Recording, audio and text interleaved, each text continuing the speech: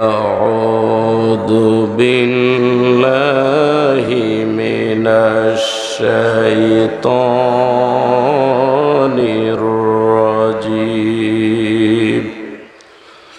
بسم الله الرحمن الرحيم. يا أيها الذين آمنوا ادخلوا في السلم كافة ولا تتبعوا خطوات الشيطان إنه لكم عدو مبين. صدق الله العظيم. وقال تعالى في شان حبيبه مخبرا وآمرا إن الله وملائكته يصلون على النبي يا أيها الذين آمنوا صلوا عليه وسلموا تسليما. اللهم صل سيدنا مولانا محمد وعلى آل سيدنا সবাই একটু জবান খুলে নবীজির মহব্বতে পড়ি আল্লাহুম্মা সাল্লি সাইয়্যিদিনা মাওলানা মুহাম্মদ وعلى آل سيدنا مولانا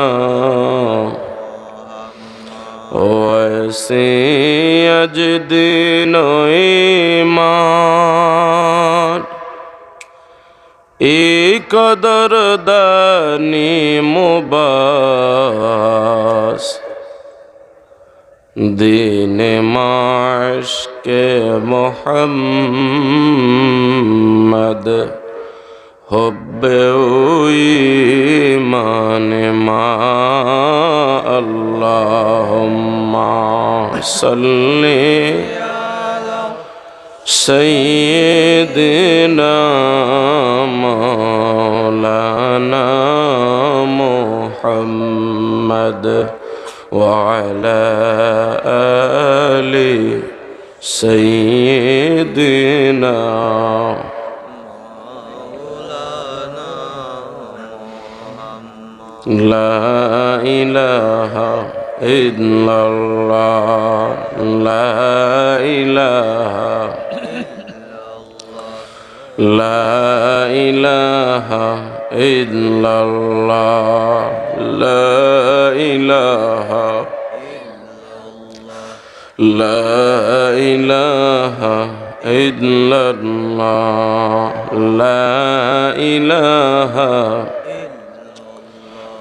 لا إله إلا الله لا إله إلا الله لا إله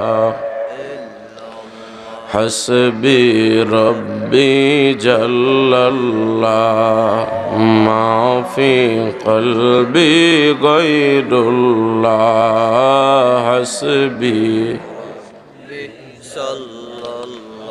ما في قلبي غير الله نور محمد صلى الله لا إلا الله سبحان الله والحمد لله لا إله إلا الله لا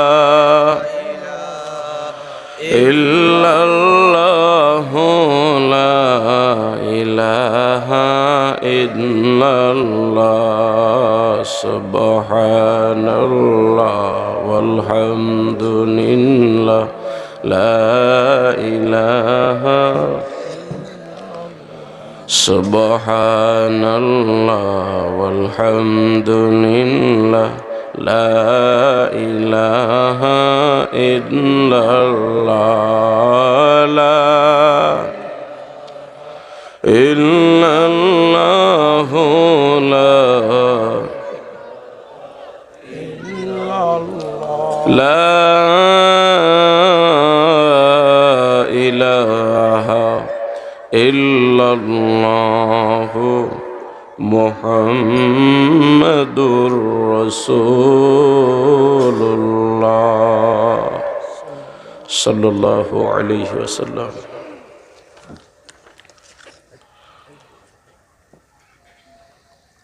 অন্ধকার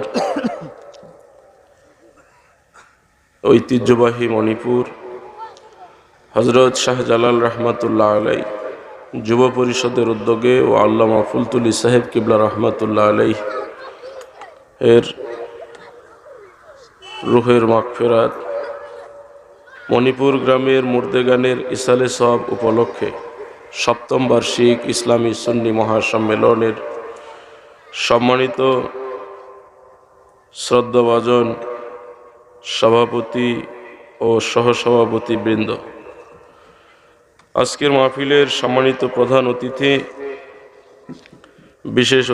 বিশেষ আকর্ষণ, আমন্ত্রিত ওলামায়ে কেরাম, পরম শ্রদ্ধেয় মুরব্বিয়ানে এজাম, সমবয়সের যুবক ভাইয়েরা, মঞ্চে বসা অত্র এলাকার মাথার তাজ সমতুল্য আইম্মায়ে মাসাজিদ, ওলামায়ে কেরাম, সামনে বসা আমার যুবক ভাইয়েরা, স্নেহের ছোট ভাইয়েরা, বাড়িতে বসে ওয়াজ শুনতে থাকা আমার মা বোনেরা, সকলের প্রতি আন্তরিক মোবারকবাদ।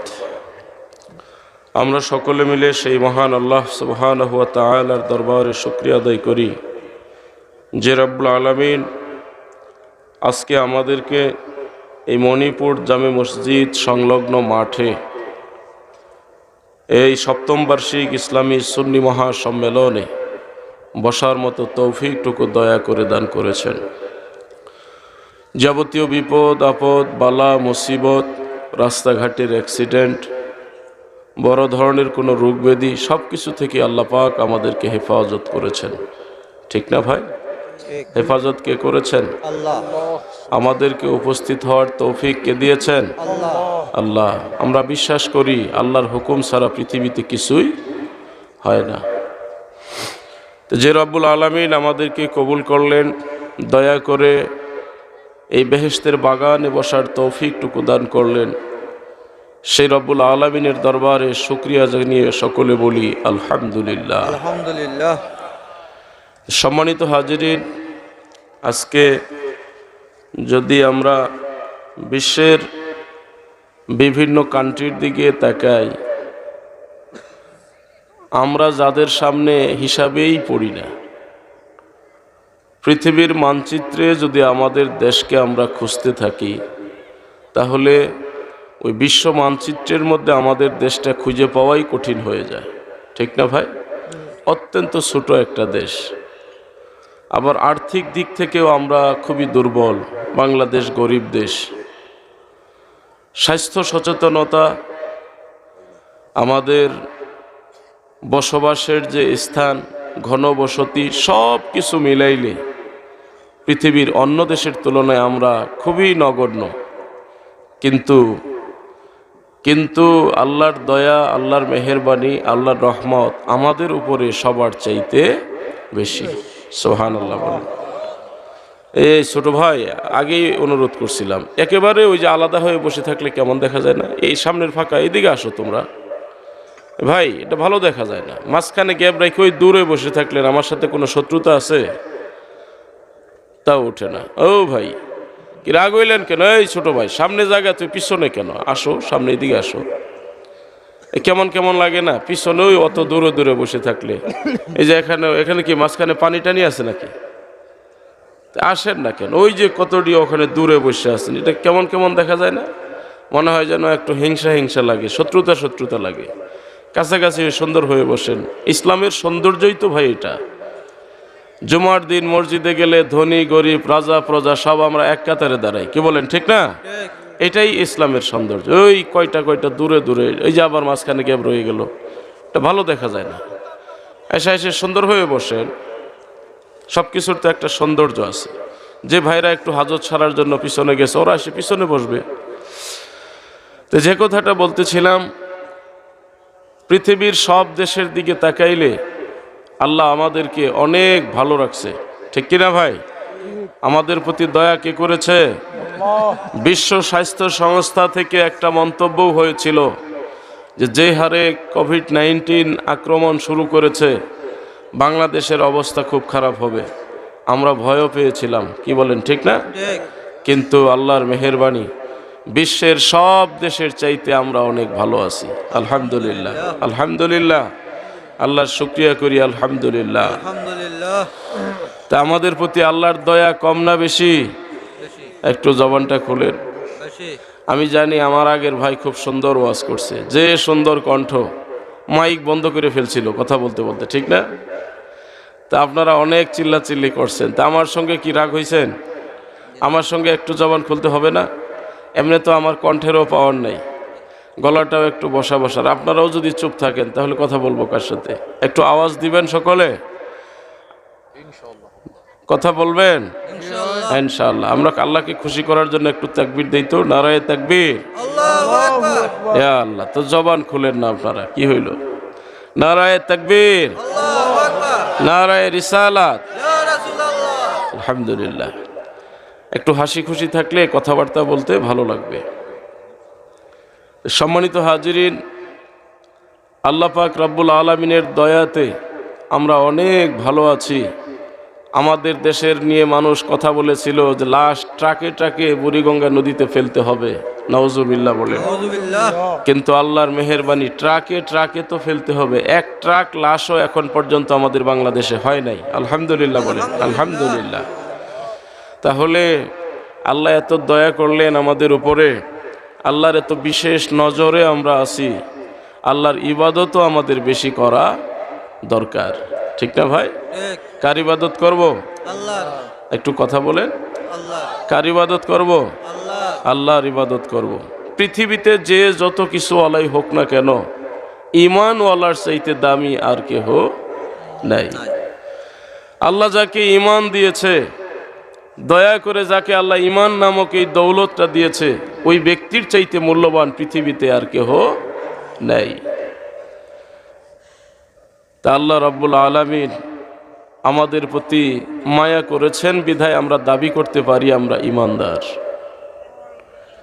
ঈমানদারের মূল্য আল্লাহর কাছে সবচাইতে বেশি।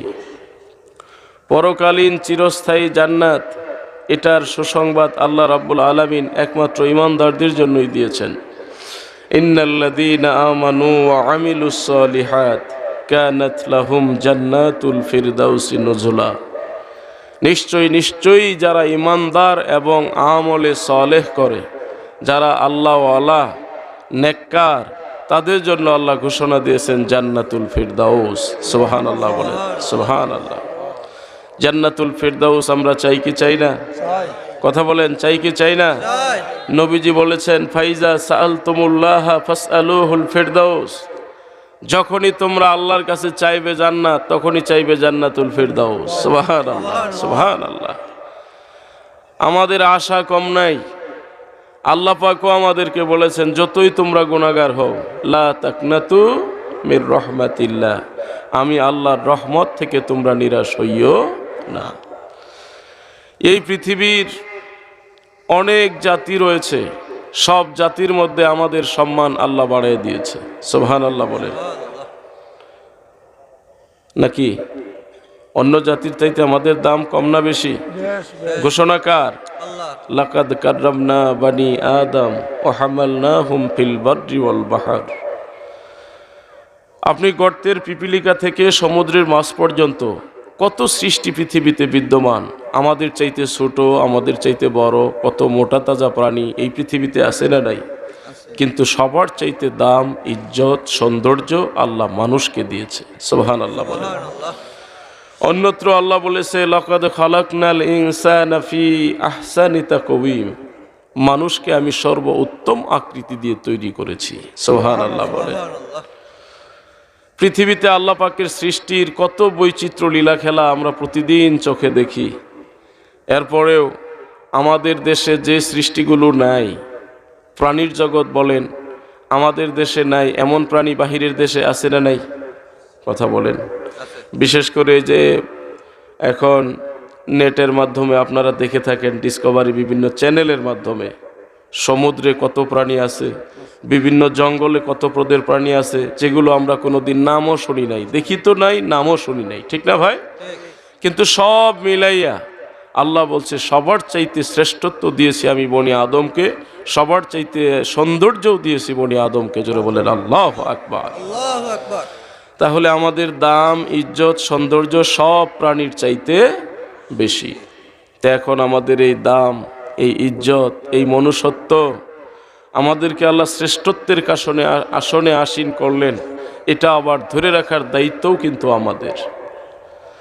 মানুষ হয়ে যদি মনুষ্যত্ব ধরে রাখতে না পারি, মানুষ হয়ে যদি পশুর মতো ব্যবহার করি, তাহলে এই মানুষের কোনো মূল্য, কথা বলেন, আছে ভাই? চোখ আছে, আল্লাহ বলেছে চোখ আছে কিন্তু দেখে না, কান আছে শোনে না, কলব আছে হৃদয়ঙ্গম করে না। উলাইকা কাল আনআম বাল হুম আদাল ওয়া উলাইকা হুমুল গাফিলুন। তাহলে কি হলো ভাই মানুষ হয়ে? চোখ আছে দেখে না, বলবেন হুজুর আমরা তো সব দেখি। ভাই যেটা দরকার ছিল সেটা তুমি দেখো নাই, কথা বলে। এই কান দিয়ে যা শোনার দরকার ছিল তা আপনি আমি শুনতে পারি নাই, যা বুঝার দরকার ছিল তা বুঝি নাই, বুঝেছি শুধু উল্টাগুলো, কথা বলেন ঠিক কিনা? আল্লাহ বলেছে উলাইকা কাল আনআম, এটা হলো চতুষ্পদ জন্তুর মতো। নাউজুবিল্লাহ। মানুষ হয়ে যদি মনুষ্যত্ব ধরে রাখতে না পারে, ওটা কিসের মতো?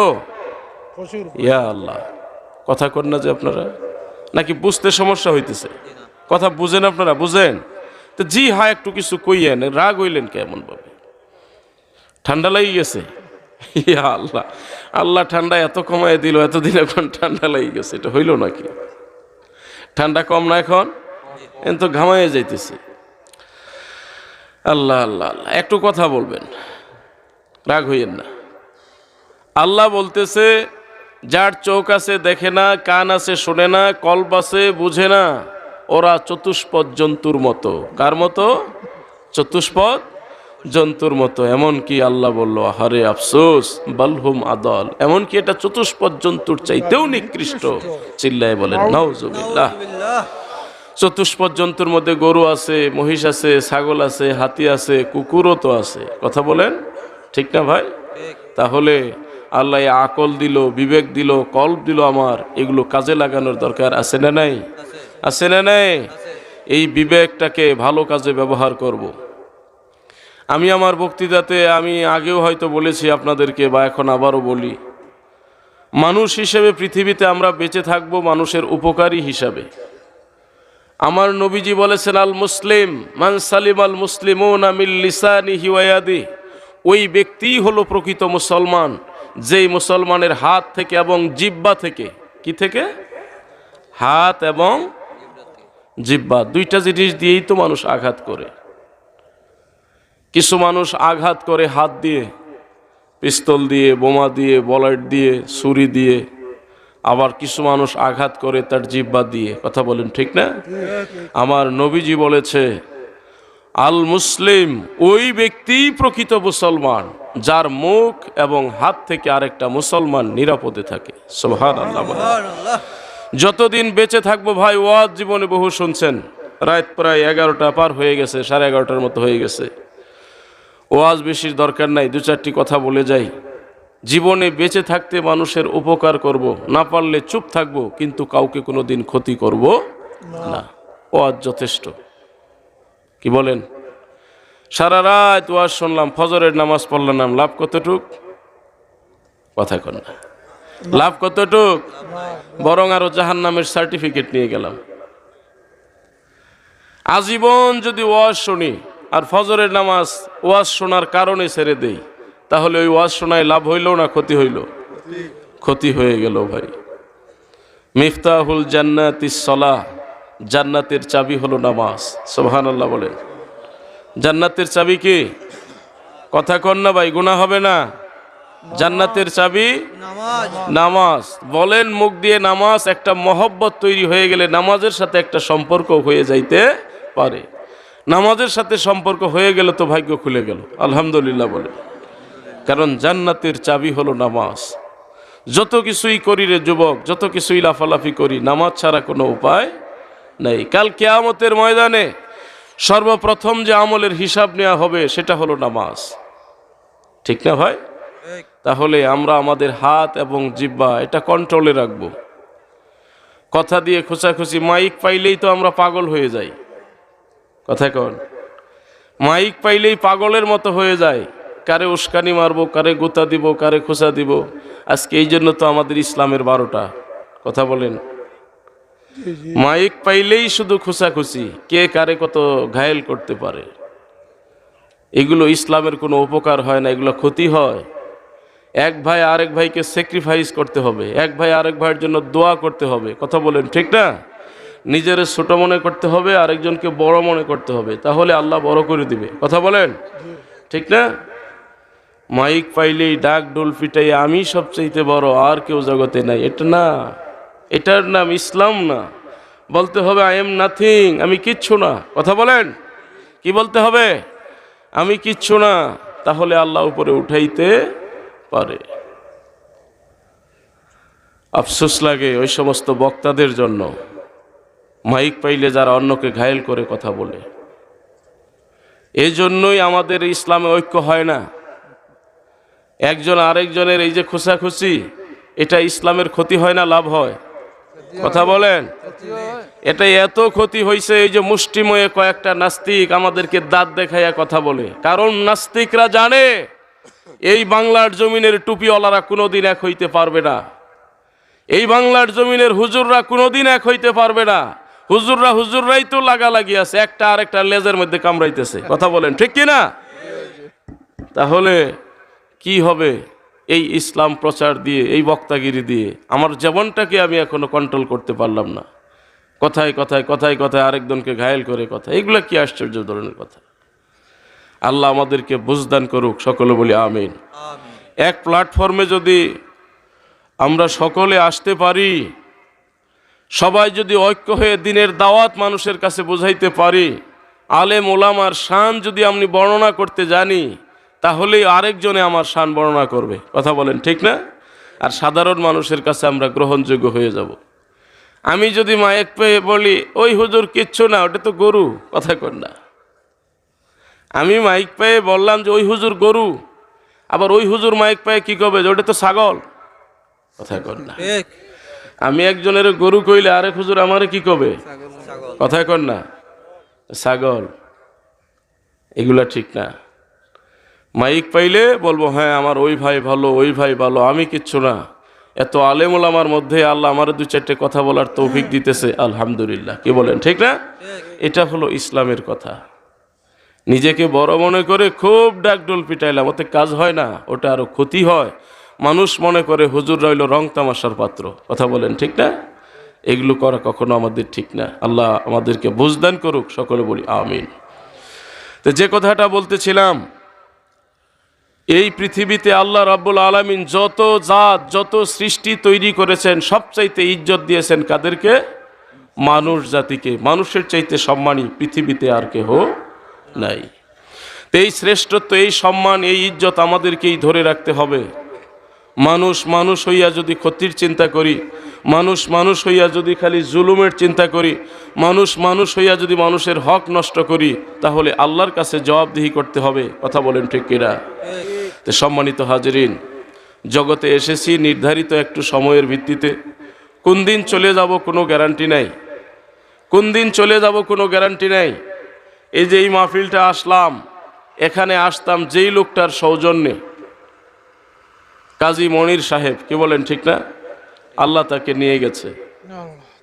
আল্লাহর বান্দা খুব ভালো মানুষ ছিল, বয়সে আমার বাবার মতো হবে, কিন্তু এত ইজ্জত করত, এত সম্মান করত। আমি ওনার ছেলের বয়সের বয়স। আমরা দোয়া করি আল্লাহ তাকে মাফ করে দেখ। সকলে বলেন আমিন। এ আল্লাহ, দোয়াটাও করবেন না, কাজী মনির সাহেবকে আল্লাহ মাফ করে দেখ। সকলে বলি আমিন। আল্লাহ তাকে জান্নাতের সুউচ্চ মাকাম দান করুক। সকলে বলি আমিন।